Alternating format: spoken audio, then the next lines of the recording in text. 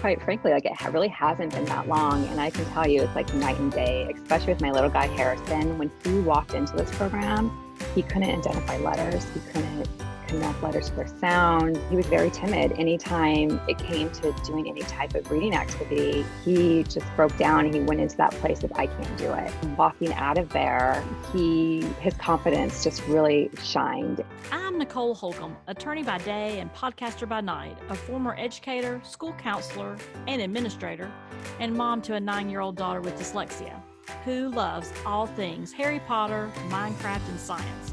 A few years ago, she was identified with dyslexia, and our life seemed to turn upside down for a while, quite literally. I created the Dyslexia Mom Life podcast to help you navigate the upside down journey of dyslexia. You got this. If you're wanting to thrive as a mom in this dyslexia journey, then you're in the right place. Let's get started. Mother's Day may be celebrated one day of the year, but here on the Dyslexia Mom Life podcast, we are celebrating moms for the entire month of May. Today, I'm talking to one of the 8 amazing warrior moms who are sharing their personal parenting dyslexia journey with us. Grab your earbuds and enjoy learning from moms who are taking you behind the scenes of parenting dyslexic kiddos. All right, I'd like to welcome to the show Valerie LeMaistre, who is also the founder of Red Square Pegs. And thank you so much for being here. I can't wait to talk about your dyslexia mom journey. Oh, well, I'm just so excited to be here and to be here connecting with a fellow dyslexia mom who's in the space and just really making a difference out there with talking about, dyslexia and the journey of becoming a dyslexia parent. Well, thank you for that. And I'm so excited about this May series and about Mother's Day. It's such a special time of the year. And there's so many pieces that go into parenting children in general, but parenting children with dyslexia, there are so many pieces of that I call invisible parenting. There's so many pieces that our neighbor doesn't see, our best friend doesn't see. And so we'll talk a little bit about that today. But, I just wanted an opportunity and a space to celebrate moms this month and to tell their story. And also just to give you guys a kudos. It's very, very seldom do we get pats on the back as moms. And so I just wanted to do something this month that would be special to celebrate the moms that I connect with, that I follow, and that are just doing amazing things. So thank you again for being here. Well, thank you. And I love that term, invisible parenting. That kind of fits the bill there. Oh my goodness, so much. Yes, so much of that. So before we get started, Valerie, do you mind just giving a quick intro so everybody can get to know you a little bit before we get into your dyslexia mom life story? Yeah, well, I guess a good place to start is my story with dyslexia. And it actually started a few decades ago, but I really feel like my journey started with my boys. I was identified as a child with a learning disability through the school system. So I never received an actual diagnosis, but dyslexia does run in my family on both my dad's side and my mom's side. And as a teenager being diagnosed, not diagnosed, but identified, by the time I got to that point, I already experienced a lot of struggle, struggles through memories from kindergarten, was struggling to learn how to write and spell my name, realizing that classmates were doing things that I couldn't do. And so this was clear to me at a very young age. And then not receiving support until I was a teenager really impacted how I viewed myself as a learner. And it really became a me thing because I didn't really have anything to pinpoint my struggles on. And so by the time I was identified, it was more about just getting me through school rather than let's set her up with the right support so she can, strengthen her skills and help her, as she goes on in her life. And so I guess this takes me now to my boys. I have 2 sons. Marshall is 9.5 and Harrison is 8. And they were both diagnosed in 2019, early 2019. And when we talk about dyslexia, it's widely known that it looks different from person to person. And I can honestly say that my boys' dyslexia looks different in how it shows up in their life and how it's and their journey to get to where they are today. So, Valerie, as we think about the journey from the perspective of being a mom now on this journey, can you share with us a little bit about some of the signs that you started seeing early on? I know you'd mentioned a few minutes ago that with the boys, they looked a little bit different, and probably people listening see and hear some commonalities among some of the people that we've had interviewed, but also some differences. So what were some early signs looking back now? Maybe you didn't know it at the time. We're probably, that's what we're looking at. Yeah, I exactly. There were early at-risk signs, and knowing what I know now, they were very clear and loud. And with my youngest, he, aside from the family history, he was a delayed talker. He started talking very late, and once he did start talking, he had a lot of trouble manipulating sounds, and I think so often he felt misunderstood. He was a child who was strong-willed and loved hanging out with adults and conversating with adults, but most of the reaction he would get is like, I can't understand what you're saying, or somebody looking at me and be like, Val, what is he saying? So as he got older and wanted to share more, it was more of just being misunderstood. And I started seeing a change in his personality where he was really going inward and reacting in frustration, not having the ability to really express himself.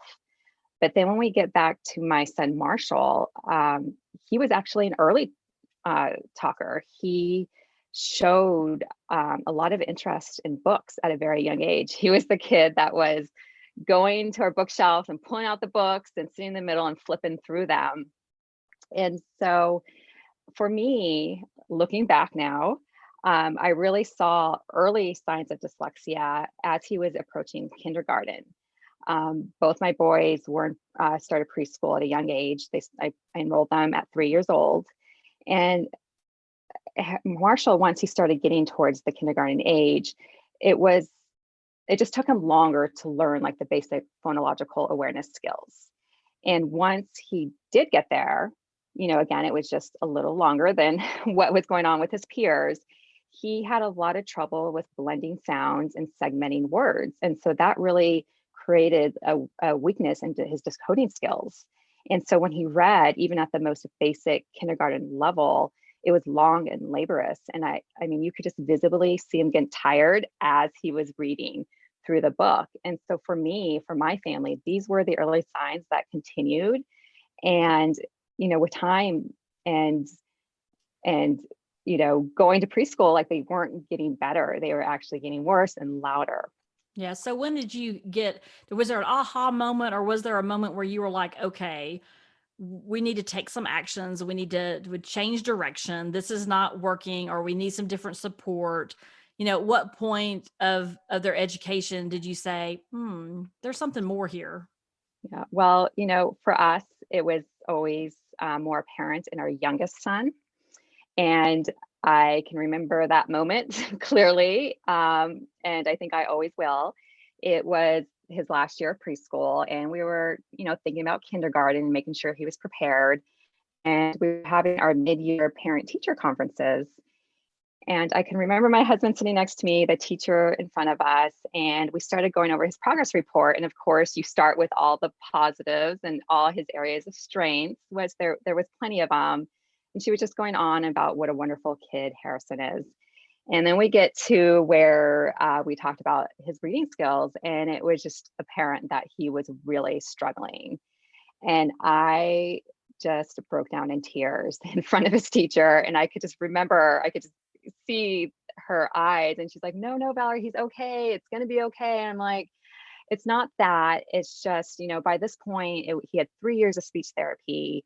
I'm seeing him struggle in school. I'm seeing him struggle at home. I'm seeing what it's doing to his self-confidence and just how much pain he carries and just the way he was starting to view himself. And I just said, I keep hearing the last couple of years, I keep hearing the same thing, and things aren't getting better. And I just feel like there's something more. And I shared with her my history and just my experiences, which were negative.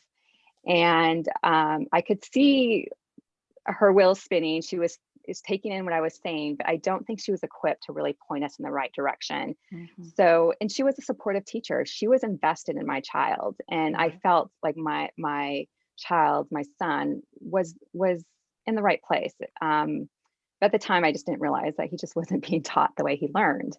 And so she's like, I have some great ideas. I'll spend some extra time with him. We'll get through this, and let's check in at the end of the year.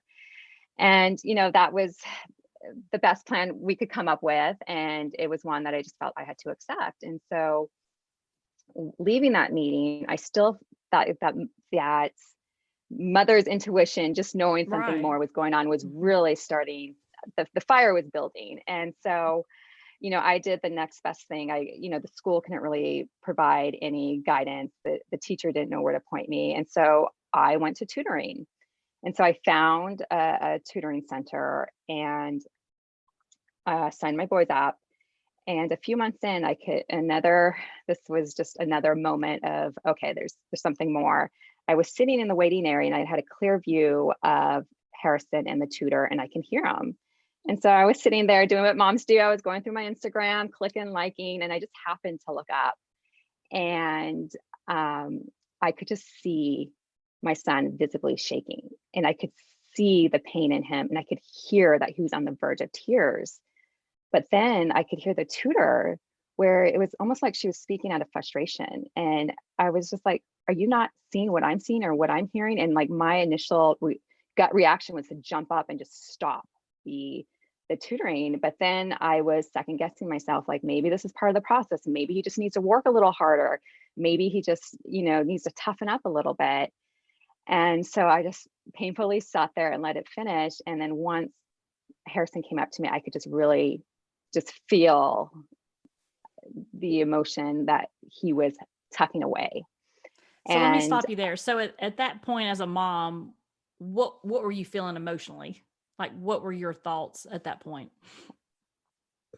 I I felt helpless. I wasn't sure what I was supposed to do. I knew this was not where my son needed to be, but I wasn't sure what to do. Hmm. And as I was going through this and seeing him, I'm seeing a lot of myself in him.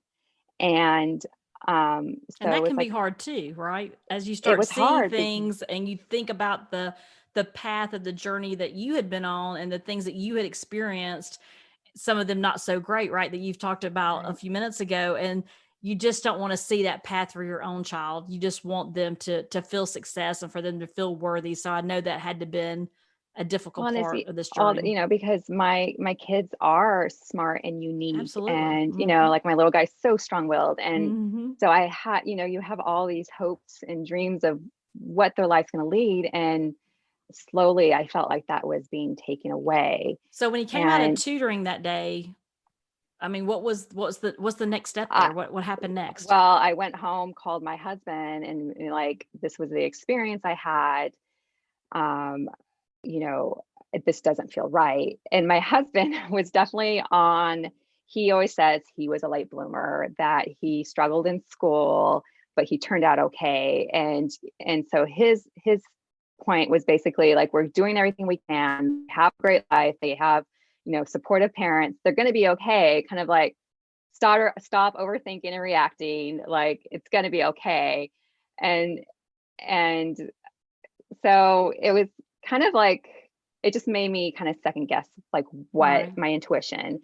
Right. But from there, I just, it's funny how things kind of line up. And I really just started being more open about what was going on with my children, and realizing that I need to find a different path, because what we were doing was not working. And you have to remember, like, Harrison was in speech therapy for 3 years, and now tutoring. And even sitting through his speech therapy, like, a lot of it's practicing letters It and was a lot for matching him. the sounds, but he wasn't able to do that. Mhm. Like, he would know a letter, you know, at one point, and then the next point Mhm. he wanted to do it. So it was always a constant struggle. And he was always feeling that sense of defeat. Right. And at a young age, he was feeling like, I mean, we had conversations where he would say, I'm just dumb, or I don't like Mm-hmm. myself. And that was just I know it's hard to devastating. hear. Yeah, I mean, because Yes. during school when it's supposed to be fun, and they know early on that it's just Hmm. something that's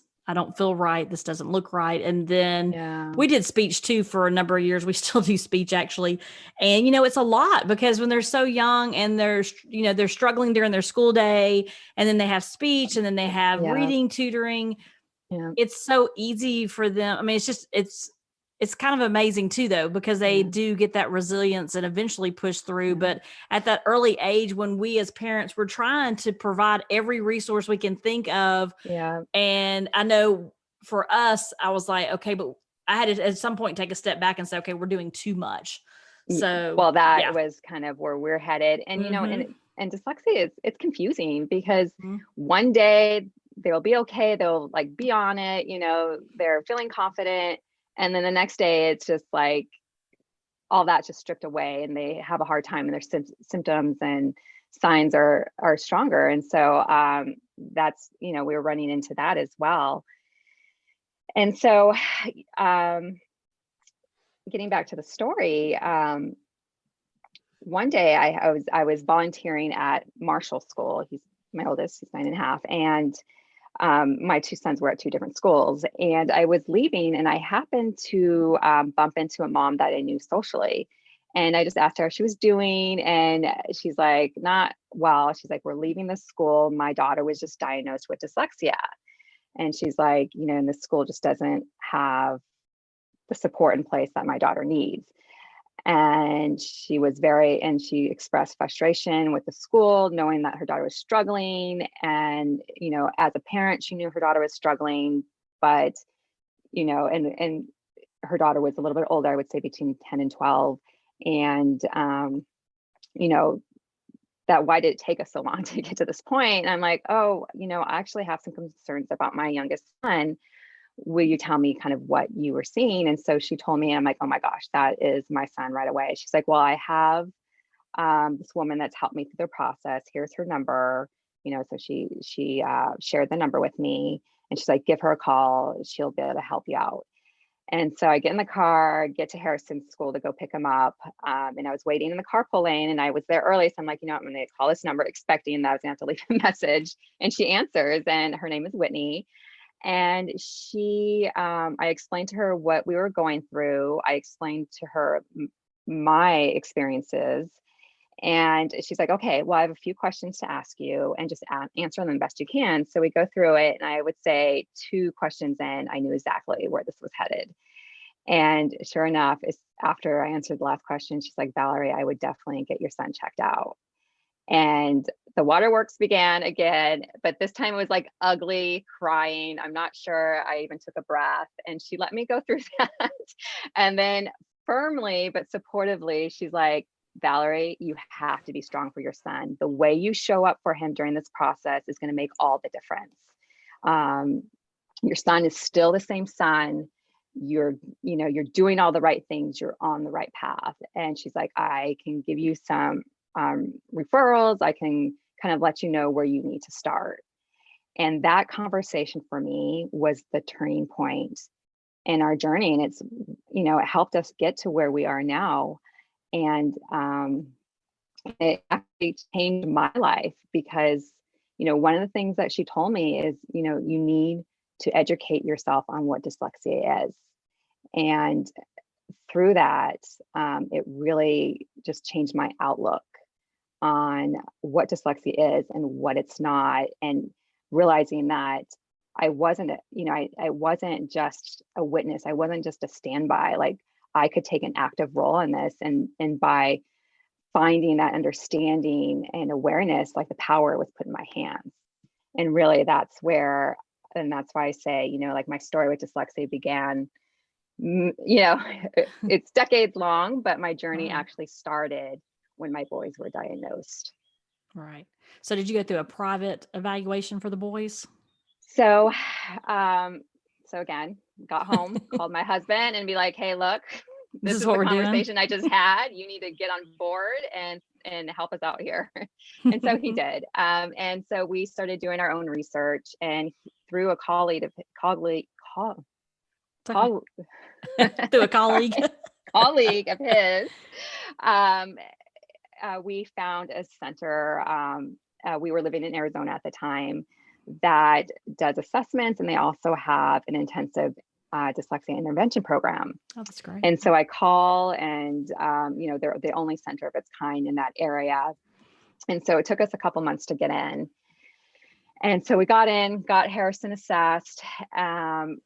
Yep, dyslexia. And so we go back and we're going through his assessment and going through the results. And as we're going through this, my husband and I at the same time looked at each other and we're like, this is Marshall as well.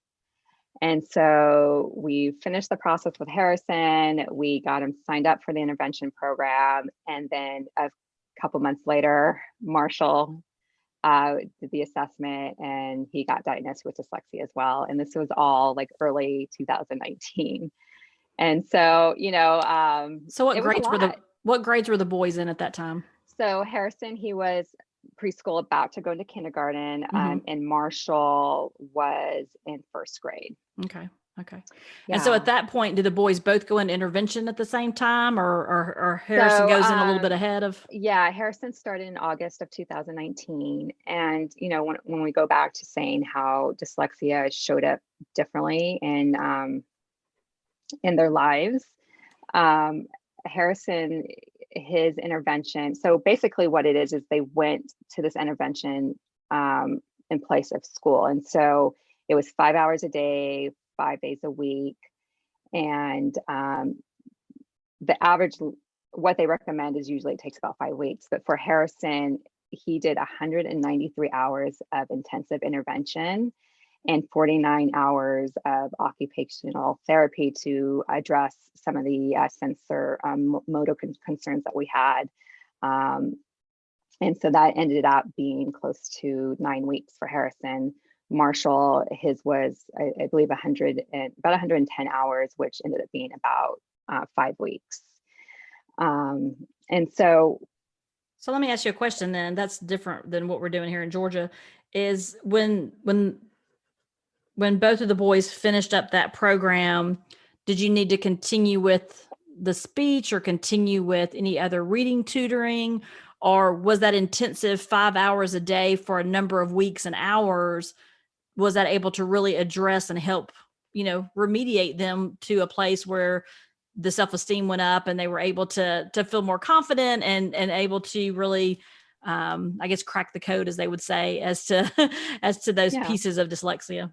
Yeah, well, it is a private program, and what they really focus on is targeting language skills. So they really broke it down to the basic phonological processing skills, reading and spelling. So they went to the bare basics and really built the foundation so that they are in a good place where they can continue to build on these skills as they move on in their academic journey. But we've since moved to Washington State. And so we do like tutoring sessions. They call them transition sessions. Marshall does once a week and Harrison does twice a week. And we do that through Zoom. Being COVID right now, there's not a lot of places that are open, and they are doing it through Zoom. And so I'm going to stay with the program that we're doing. And eventually, as we get more settled in our new state, I'll, try to find an in-person, just so that they keep building on those skills. But, as time goes on, the goal is that they won't need it as much. Right. That's amazing that they were able to do that. So tell us a little bit about, once, I'm sure that was probably pretty intensive, those hours every day that they were doing, but, and we can talk a little bit about that if you would like to do that. But I was really curious about sharing the piece of once you got what they needed and they were able to assess and provide the specific pieces that they needed as far as their remediation. So when you think about your boys being remediated and they're on the other side of those really intensive days that they had, what does it look like now as far as self-esteem and how they see themselves and how they, really address their schoolwork and their friends? I mean, have you seen a difference in both the boys since then? Quite frankly, like really hasn't been that long. And I can tell you it's like night and day, especially with my little guy, Harrison. When he walked into this program, he couldn't identify letters. He couldn't connect letters to their sounds. He had trouble with just symbol like shapes. And he was very timid. Anytime it came to doing any type of reading activity, he just broke down. He went into that place of, I can't do it. Walking out of there, within, the first couple months of transitioning back to school, he his confidence just really shined. And he- once, sorry, can I go back? That's Transitioning back into kindergarten, there was just a huge difference in how he was showing up. In fact, as an example of this, most preschools and lower grades, they have their mystery reader. And there was always a parent or a staff member from the school. But just a few months after his intervention program, he went up to his teacher and he said, I want to be the mystery reader. And oh, and of course, she was super excited. She said, yeah, I just want you to know, Harrison, this was Harrison's idea. He's going to be the mystery reader on this day. You're welcome to come. So of course I did. And he had his little book that he had working on through the intervention program. And, it was, your regular, or just, it was just, sorry, let me go back. It was just his favorite book through the intervention program. And so he sat in front of his class and he read his book, and, it was, he not that he struggled through it, but, it took him time. It was word by word, sound by sound, word by word, but all right. he did it and he was proud of himself. And I continue to see this through see this confidence grow as time goes on. He did the same thing recently with his virtual learning. He was in his social group and he's like, hey guys, can I read you a book? And so he went and grabbed a book and read it to them. And seeing that I mean, yeah, and is that's just, amazing because that's confidence even at this young age that he will take into life now, as he yeah. grows. And I'll be honest, there are days when maybe the teacher will go a little too fast and he feels like he's getting behind and he kind of goes into that panic mode. And those are days when we really, need to remind him of the accommodations we have in place at school, and just work on keeping, his mindset in a more positive, and not so like beating himself up. With Marshall, he for me, he's becoming more independent. With anything with dyslexia, like it takes time. And so it wasn't like they came out of the intervention program and all of a sudden they were, master readers and writers. Like they were still building on those skills. And so with Marshall, now that he's in third grade, excuse me, I'm just really experiencing where he's able to really do things on his own. And that is something that is really just something that makes me very proud, and where I can take a step back and say, hey, these decisions I'm making for my children are making a difference in their life. Um, yeah. Yeah, absolutely. Yeah. And it is, it's so hard at the beginning of the journey, and it doesn't necessarily ever get easier. But as we see our children really step into and embrace their dyslexia, and then they start having success because they've received the right remediation, then it Yeah. really does change their direction and their path, and they're able to, nothing's perfect as with any child, but their confidence is so different than if it had not been identified.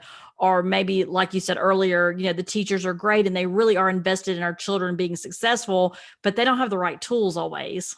Yeah, to point us in the right direction. One thing I really took away from this process of seeking the right support for my children is just trusting the process. I think that's one of the hardest things because, progress is not overnight. It takes time to build up those skills, and then it takes time to build up the confidence in those skills. So every time as our children moves up in grades and they're introduced to new skills, it's going to take them a little bit longer to kind of get there. But once they got it, they got it.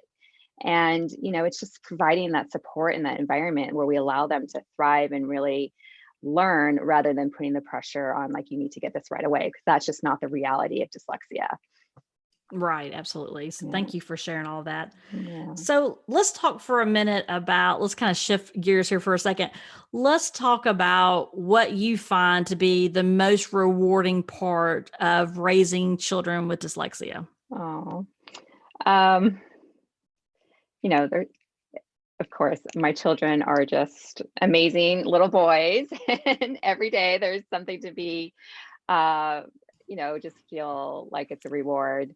But I think for me, once I was able to really let go of the idea that my children needed to fit in this certain box, I was really able to appreciate, like, their outside of the box thinking, the flip side of dyslexia that we often hear about. And so with Marshall, like, when he was in preschool at 3 years old, his teacher came up to me like, this kid is going to be an engineer. And I still see it to this day where, with video games, he enjoys the playtime, but he also, it's about like cracking the code, figuring out how it works, breaking it apart, really digging deep. And with anything, we can be driving, he'll see something and he will have his ideas of how something works and why it works the way it does and how they put it together.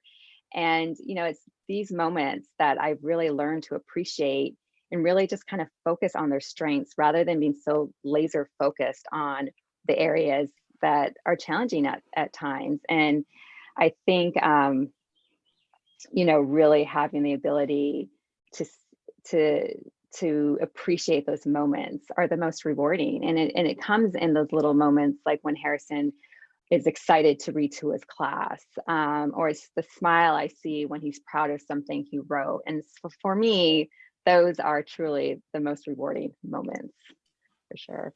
Absolutely. Thanks for sharing that. There are so many, I don't want to say struggles, but there are, like we talked about earlier, there's so many days and things that happen, and that where I put them earlier, that invisible parenting, the things that we see and that we deal with and that we work through. But on the flip side of that, our kids are amazing, and Well, their vocabulary is amazing. I mean, I can mhm. remember, even though my daughter was in speech, and there would be words that we were like, what is she saying? But then she would say things you're like, that doesn't even seem like something she should be saying at this age. I mean, it was just Yeah. their vocabulary. And like you said, that out of box thinking. And, for us too, and you probably feel this way, is that it gives you the opportunity as the mom to really see the world through a different lens than you probably did before. Not only just because of parenting, but parenting kids with dyslexia, they view the world differently, and it really does open you up to view the world differently. So it really is a gift they're giving Oh back my to us gosh. too, right? 100%. Really. And I got it with my youngest son, Harrison. I mean, at a young age, like, he was really expressing, like, strong empathetic abilities. I remember an experience with him. Again, he was in preschool. He was about 4 years old. It was Christmas time, and Santa came to the preschool and was passing out candy canes. And the kids were telling them what they wanted for Christmas. And Harrison was like standing next to me and had his little sack full of gifts for his friends. And he looks at me and he's like, "Mom, can I give Santa a gift?" I'm like, "Yeah, go ahead." And so he did. And, that was like such a proud moment for me, to, like, all these kids around him that are so focused on, what Santa was going to bring them. But here was my son who was like, you know what? Santa deserves a gift as well. And, that was just a moment where I really realized, like, this kid is really special. And he really takes in the world around him and the people and feelings. And, I see this in him to this day. And, when we talk about, like, grit, right? Grit is Absolutely. often a way to explain a person with dyslexia. And I see this in my boys, the determination, the courage, the strong will to really work through things. And it's just amazing how, again, if you're so focused on, the areas that are challenging and struggling and trying to fix something that really doesn't need to be fixed, you can Right. miss You can so miss it. much. Absolutely. Yeah, yeah. Well, and we found too, and with the empathy thing and some of the research I've done, and then talking to moms, it does seem like not every child, but a good majority of children have a really high level of emotions. And I know one article I was Hmm. reading was talking about even successful entrepreneurs Yeah. have that strong empathy, which helps them connect to their clients. It helps them connect to their employees because they can sense when something's just off. Like they just have Yep. such strong emotions. And so that's been something that we learned early on too. And it's not just, some people say being sensitive, and some of that may be so, but it's just the way they view the world is just so different as Mhm. far as how they see things. And so it's just a very interesting part of that Yeah. as well, And, that journey. through having the awareness around dyslexia, like I was able to really look at my children and see their strengths. And like I said, being less focused on their challenges, like it's my job to kind of be their guiding light to really help them see those strengths Absolutely. as strengths of their own, because Hmm. otherwise they don't know, they Right. might see strengths in a different way, like how Or they may far think they it's can only jump their bike, academic, or right? Or yeah, they or may think it's only academics. academic. And Oh, I have to yeah. have a certain thing or a certain grade or do a certain read a chapter book because my best friend's reading a chapter book or Yeah. whatever it might be, even early on. But you're right. Those pieces of finding really what lights them up, that's the fun Yep. part. Like that's the Well, part I and try to encourage people to lean into. The reading will come, and the spelling will, there's always going to be struggles there, right? I mean, you can speak to that as an adult, yep. but if we don't embrace those strengths and really push into those passions, I mean, I can just, you just see them light up when they're talking about a subject. And that's when you grab books that are similar, right? And they Yep. get excited to read about that topic that lights them up, as opposed to, oh, well, this is on the list. You have to read, Yeah. these types of books. And so I, always encourage parents to think about, you know, find what lights them up because that's fun. Well, And like you said, just being part of that with them is so much fun as a parent. Like you it can make is. parenting It is. fun again. Yeah. Exactly. And 2 points I want to make, like dyslexia can get heavy, and Yeah. you do have to bring lightness into it, and it is not a doomsday. Like our children are going to be okay, we're going to be okay. And with them being fully aware of what their strengths are, like I'm a big believer that your strengths will lead you to your passions. And where do people find most success? They find it when they're passionate about what they're doing.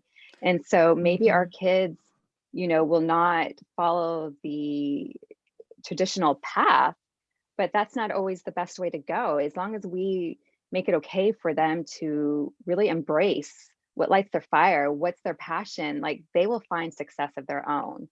And we need to make that okay for them, Absolutely. rather than the whole. I feel like a lot with the school, there's a lot of comparing to your peers, and Yes. Mhm. the yeah. Yeah. I was going to say too, Valerie, just to follow up on that, you said early on something about you got some advice about how you show up. And I think that goes right into what you just said, because Mhm. how you show up and you get excited about their passions and what they're doing. I know a couple of years ago, one of our daughter's teachers, she said, I think I said, "Oh, I've got to go. We're about to play. I think we're about to play some Minecraft, and I don't know what I'm doing half the time. I'm falling in a hole, or I wander off and get lost." And she's like, "Oh, I got a house full of boys. They just go downstairs and play. I would never like. I don't. You're like a saint or something for doing that, but I don't do that to put my stuff on a pedestal. One, we have an only child, right? And then the Yeah. other piece is." It is so fun to watch her get excited. And then she teaches us things. So we really learn how she sees things, where if Yeah. we were just in the other room we might miss out on some of those pieces. And I'm not being critical about how people parent. I'm just saying we found a different way to embrace that, and how we show up and how we support. And we're able, like if she's talking about something, well, what does that mean? And so she's able to Yeah. kind of teach us, and we know if you teach it to someone you learn it better and you A remember hundred it. percent. Yeah, so Mm-hmm. it's just, and it's fun to watch her get excited about things, and she'll teach us things. And my husband will ask her questions. What does this mean? Or why is this, whatever creature just popped up in my house? How did that happen? And Oh yeah. so it's, and a lot of people are really against gaming and Minecraft and things, but she does have that engineering kind of mind too, right? It's Yep. more about the creation of how, going online and figuring out how to make her own blocks and name the blocks and put them in her, whatever, in her trying to think what it's called now, into her mod or whatever she's doing. Yeah. But I'm completely what they call a noob, right? Because I get lost all the time. They laugh because every time we play, I fall in a hole. Every time they're like, "Mom's in a hole again." I'm like, "Can someone come find me?" So My kids don't allow me to play with them because they're like, "Mommy doesn't know what she's doing." And when yeah, Marshall's she's like, like, she's he such a really goes noob. and yeah, you taught me something. I didn't know what that was. Now I know. I think you But should tell them tonight. I found out that I'm a noob for Minecraft, and they'll be like, and "Oh my they would gosh." agree. They They'll would laugh. Yeah. agree. They'll love that. Yeah. Yeah. But for us, since we have an only child, like it's hard because like I can't say just go play with your sister, right? Like I got like so we try No. to have some time where we're doing things together. Well, But yeah, and I sometimes she's think like, "Mom, you don't know what's that." Yeah, I'm like, "Okay, I don't know." well, and by you like taking the time to really see what this game is about, like, what these kids are doing and the skill it takes to build these things that they're building in these games. I mean, it's pretty amazing. And they are really getting in touch with, like with your daughter, with you see the engineering skills as well. And I see that in my son, like he's really like connecting with that and really bringing his imagination to life and building these, I mean, just these things they build. I was like, how do you Yeah, even know how because to they're do that? Like, completely there was no class on how to Minecraft. right. And what's so neat about it, not to get off on a whole Minecraft discussion, but is they really are when they open and they can create a world, it's like a blank slate, right? I mean, they It can create completely. from scratch what it Yes. looks like. And I'm like, how did like what the other day she created a school, it had classrooms and stuff. And Yeah. my husband was like, "What? Come here, you got to see this." And Yeah. I was Well, like, and "So I what are mean, they doing?" And it was well, it was think really neat. about what that takes. Like they have to think about what they're building. They have to, they're doing their hand things and, Right. It's just a lot it's just, of there's a lot going on there. And so yeah, it's I really think it's pretty amazing. amazing. I think, Yeah. it's, and like to your point too, don't need this to be a whole episode on gaming, but to your point too, we are, in the room to see if she's chatting or things are Mhm. appropriate because she's Yeah. still Yeah. really young. I say really young, she just turned 10. So I guess it's not that young anymore, I but, know. but still to be able to kind of be aware of how, like you said, how she's using it, what it looks like. Yeah. And so I have been more open to what that looks like because I've spent the time to learn instead of, and so I would encourage moms to do that too. If there's something your child's interested in, but you have some concerns, is it safe? Is it something, is it too much violence? Things like that. Then Mhm. take some time to get to know that to see if it is appropriate. I mean, there are like, she shared she got a book about Minecraft. It had characters. One of the Mhm. Mhm. YouTubers wrote a book. They're really kind of cool. I mean, they're really great. But she decided to dress. This is interesting. You'll love this. She decided to dress up for Halloween. They do book character at her school, Oh, so wow. she dressed up like the little girl Jen from the book. And her and my mother, they made a dress, like sewed a dress, so she could go as this book character. Well, she took the book she had to get approved to take the book to school. And I'm thinking, okay, they're like zombies and stuff in the book. And I'm thinking, so someone's going to think I'm a poor parent. I can see it happening already. Yeah. But Yeah. I mean, if they thought that, they didn't tell me, but they were like very complimentary because they're like, wow, she actually like, I mean, they sat together and they sewed this costume, and it was really just a little simple dress, but still, Mhm. if I had been closed off to that, those are all the opportunities we would have missed, I guess is my point Yeah, for and anybody that's still listening at this point. remember that. Yeah, she'll always remember that. She'll Right. always remember that moment, and it's important to her, and you allowed her to kind of embrace that. So that's just Absolutely, absolutely. pretty So cool. let's talk a little bit about, this is Mother's Day, so I do want to focus a little bit, Yay! quite a bit actually, on you. So I would love for you to share, and I know your boys are home a lot right now still because of COVID. So this may look different than it looked, I would say, a year ago, but for us, we just hit a year. So it might be a year and 6 months, but what is your favorite self-care practice? And it may be that it looks different right this moment and you're like looking Yeah. forward to getting back to what it used to look Yes. like. But what are you currently doing? And was there another practice that you had prior that you really did enjoy as well? Because I just think as we connect as moms and share other opportunities and ideas, I learned something just in my last interview and I was like, ooh, that's good. I want to try that. Yeah. And then two, I just want to encourage moms to also figure out a way to make it work. You absolutely can't serve and love on the people around you if your cup is empty. So I agree, and you are completely correct with my COVID self-care versus my pre-COVID. Pre-COVID, I was in Arizona. I was in a total different climate compared to Washington State, but I loved like hiking and girls' night out every once in a while, date night with my husband, and of course the occasional like spa treatment.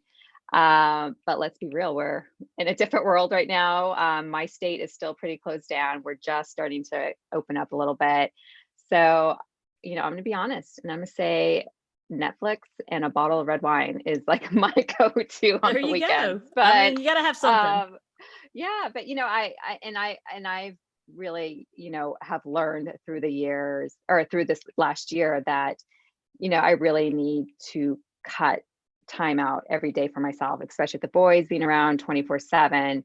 So it's a matter of just an hour a day, just having that quiet time. And I'll either choose, I found a really fun journaling that has great prompts in it that I enjoy doing that. Or I don't know if you've ever heard of the Insight meditation app, and they have great like guided meditation and that covers all kinds of topics. And they also have like courses. And so and sometimes I'm just, cuddled up in a blanket listening to that. Or if there's some sunshine outside, I might go sit outside and do it. So those Netflix and journaling and meditation have been my go-to these days. Absolutely. And I love Yeah. that you said just finding some dedicated time. And sometimes, for especially in this uncertainty that we're still in, it doesn't look like it did 6 months ago, but we're still hanging on to, the pandemic pieces still as people are getting vaccinated and things like that.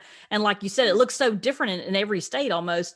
But Yeah. I think the point that's so important that you just shared was, finding something though that you can just have some time, just Yeah. some time, even if it's And just a some few minutes. Like and sometimes sometimes during, it's just a hot cup of coffee in my hand right? and just really, looking outside and just taking a moment to like decompress and like, sometimes like I always say you have to disconnect to reconnect to yourself. And so that's Absolutely. kind of, yeah. And let me clarify, when I said bottle of wine, that's with my husband, Netflix. With my husband. Hey, this is a judgment-free zone just for those Great, great. listening. So it can be your yoga pants and your hair up in a ponytail and no Every day, makeup. all And day. I talked to a mom a couple weeks ago and she's like, I like to go sit in my closet by myself and just, Yep. have a minute. I was like, okay, yeah, you're my kind of person.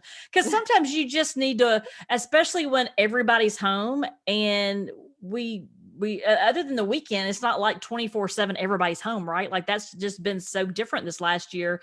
And I would sometimes just find myself walking into the other room and taking some deep breaths for a minute just to kind of, get myself back where I needed to be. So I just think it's Yeah. important that, that moms, we're giving you permission and you absolutely should find time to rest and recharge. You just have to find time to do that. And it can look a lot of different ways for different people, but finding something that refreshes you is important. And it may look different than your best friend or what we're doing. That's okay. You just And need to and find and what's, what other yeah, people are doing might not work for you. And so absolutely right. you have to be able to take a step back and honestly look like, where am I at this moment? What do I need? Right. And so what do you like to do? Because for some people, Yeah. like I like to read a book, right? Like to cuddle up and read Hmm. a book. My husband, he listens to audiobooks. And so, it just kind of depends. And then for others, they're like, I don't want to read a book. I might want to scroll through Instagram. Like that to me, that was Yeah. stressful because then I get all into that mess. Hmm. And I say mess because it means 10 minutes ended up being 2 hours because I just lose my Exactly. track of time. Yeah. But it just looks different. It could, like you said, it could just be that you got up a few minutes early and you're sitting, in your favorite chair, listening to the birds in the morning and just having a minute maybe to journal, whatever that looks like. So, Yeah. find the I mean, things that there's you've enjoyed doing in the past and try those again. Yeah. Yeah, and I think too, it's important, like, I've had moments where I've actually slept in, Yeah. and allowing myself, but then there are days when I can get up early and, so it's really just listening to where you are and just really serving where you are in that moment of time. Because it's gonna, you know, at any time, but especially during this time where we Yes, have all the absolutely. extra pressures of Hmm. juggling everything we need to do when we're limited on, you know, what we So can do, absolutely. And Valerie, that makes me think too, is just thinking about the different seasons of life, not necessarily the fall, spring, summer, but Yep, just yep, our seasons in life, like how old our kids are. Are we just starting on this yep. dyslexia journey? Are we Hmm. in we're in the middle of a pandemic. So where you guys are locked down and still at home, our kids are at school. And so, you know, it Yeah, looks different for different people. And I think you it just have to does. embrace the season of your life and figure out where your pace is, and then figure out what, you know, what you can do to take care of yourself, because you're so important. All right. So I want to ask you this question as we get to the near to the end of our discussion today and our conversation, which is, you know, moms that are listening today and are really just kind of starting out on this journey, and they're trying to kind of figure it all out, and they're still in that overwhelmed stage, and they're Mhm. Googling and just doing all the things. You know, what advice would you give to moms who are just starting this journey? Okay, as you said that, the first thing that came to my mind is you need to let go that, any ideas that, let me take a step back. So with you saying that, the first thing that comes to my mind is every parent needs to let go of any feelings that their parenting caused any of this. It's certain things that were just out of our control, and there was nothing we could have done to change to where we are now. Um, I would say the other thing that really comes to my mind is like, don't get in the mindset that you have to have everything figured out right away. Um, like with anything with dyslexia, it takes time, and give yourself that time to really um, find your pace and how you're going to navigate through this journey. It's so easy to go in fix it mode, but what we really need to understand and keep in mind is that our children don't need to be fixed. They just need to be supported. And it takes time to really figure out how they need to be supported. So just be patient, be kind with yourself, and you know, you're taking the right steps to get to where you need to do, or to get to where you need to be, and you'll get there. Um, I love that, and I because there's think, such a different layer of patience that you learn through this journey and navigating this journey. And it's so different, possibly, well, it is. It's so different from where you were before you knew, where you were in the middle of figuring it out. And then when you're on right. the other side of it, you've identified it, you've either remediated it, or you had the right remediation in place.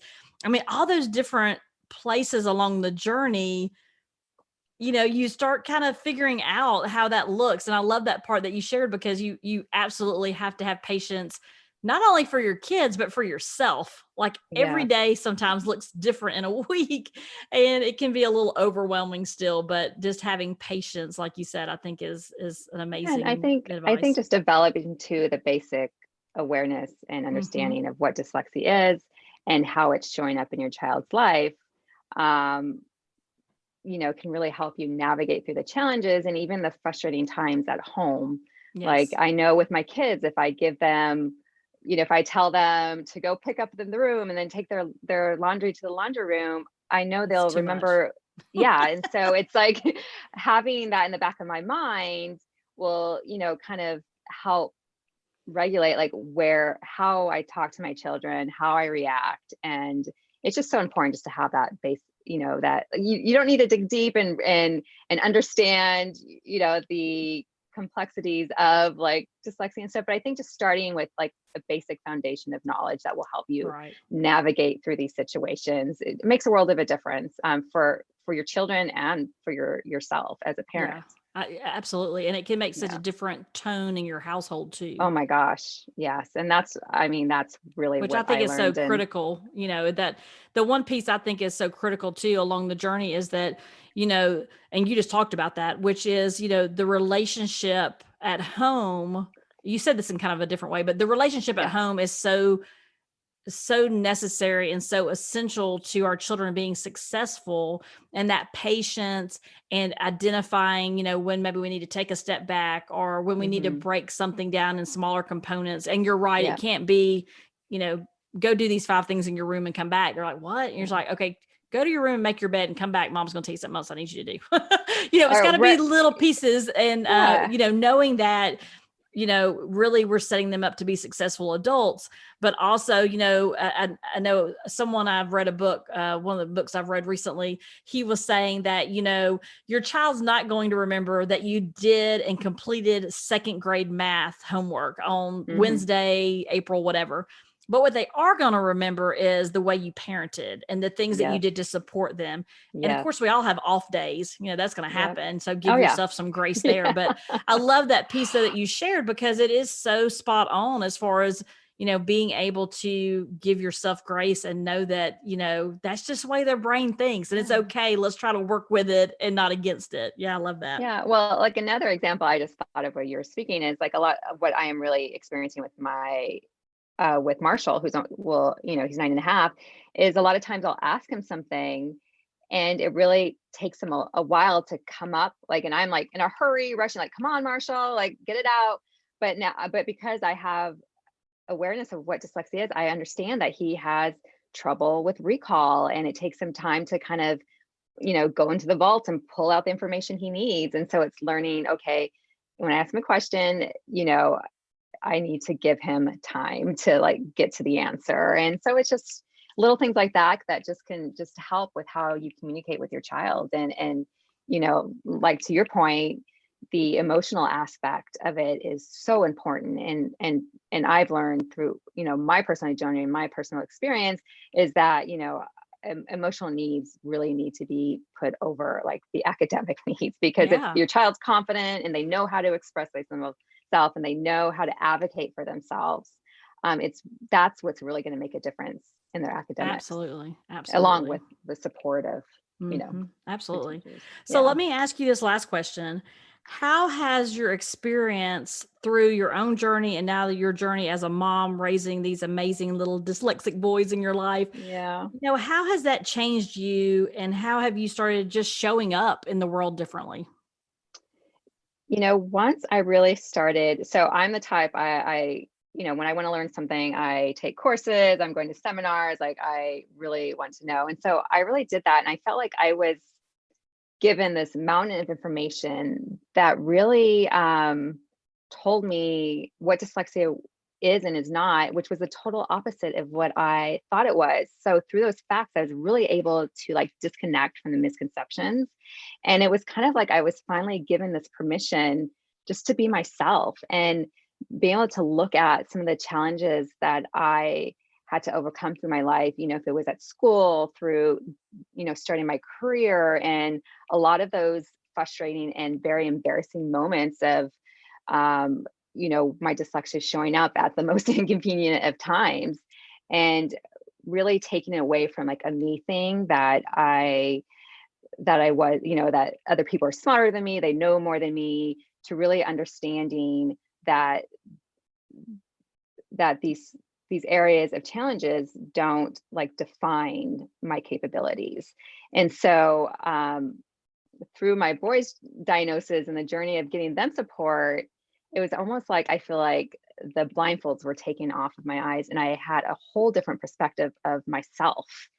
And it has really just inspired me to start reaching out and raising more dyslexia awareness. And this is where I've come and like just connecting with other parents. And I've really realized how awareness and understanding and through connection can really help a person through the journey. And I know I wasn't alone with how I felt about myself, and how throughout my life I held myself back in so many ways because I didn't fully believe in myself. And I want to be a person for others that I needed 10, 20 years ago.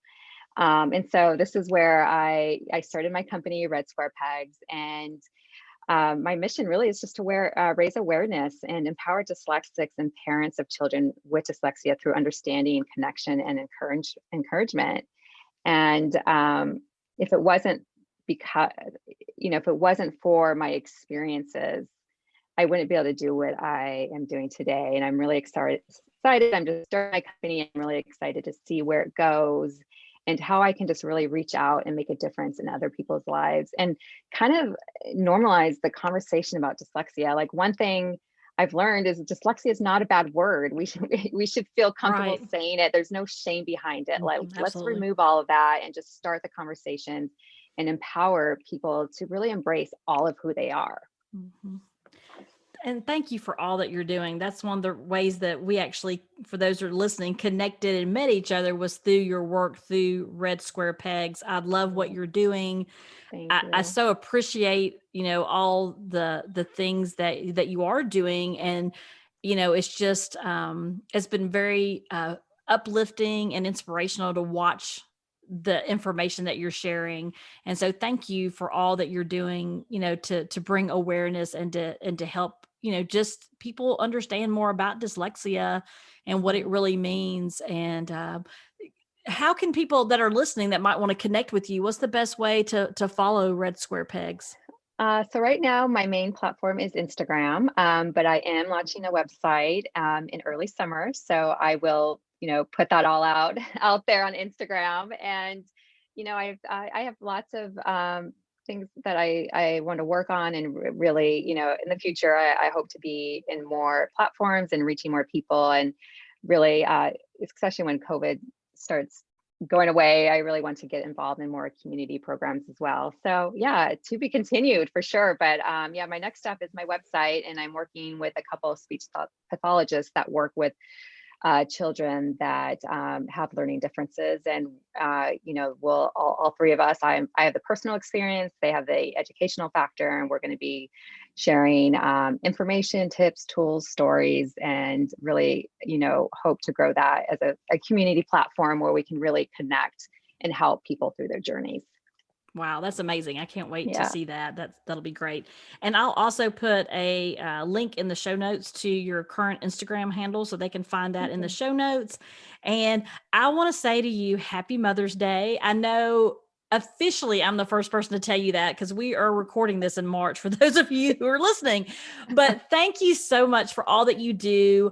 I know that as moms, there's just, like I said, so many times that, there are things that and there are days that are so hard and it feels, a lot of weight on our shoulders. And I just want to say thank you for the work that you're doing at Red Square Pegs.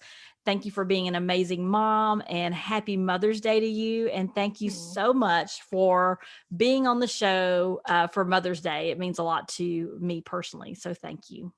oh, Nicole, I just feel so blessed to connect with you through this journey, and happy Mother's Day to you as well. And I just want you to know, I get inspired by other parents that are showing up in this space like you, and you've been part of my journey, and I've been following you for a while, and it just makes such a difference. And so thank you for all you do and how you show up in this space. It really is inspiring and is making a difference. Thank you so much. I appreciate You're that. welcome. Thank you so much for listening today, and happy Mother's Day to you. You are an amazing warrior mom, and together we can do hard things, right? Are you new to dyslexia? If you are and you're looking for more resources, then go to dyslexiamomlife.com/start here, where I have resources for you from blog articles, other podcast episodes you can listen to, and also free resources. And do you want to connect with our guest this month? Then be sure to go to dyslexiamomlife.com to find each of the episodes listed there from this month so you can connect with all these amazing moms on our podcast. And we have a special episode that we're going to be releasing on May 31st, so you don't want to miss that. Be sure to subscribe, though, because we are going to be releasing these Mother's Day episodes throughout the month of May. Have a great day, and remember, you got this.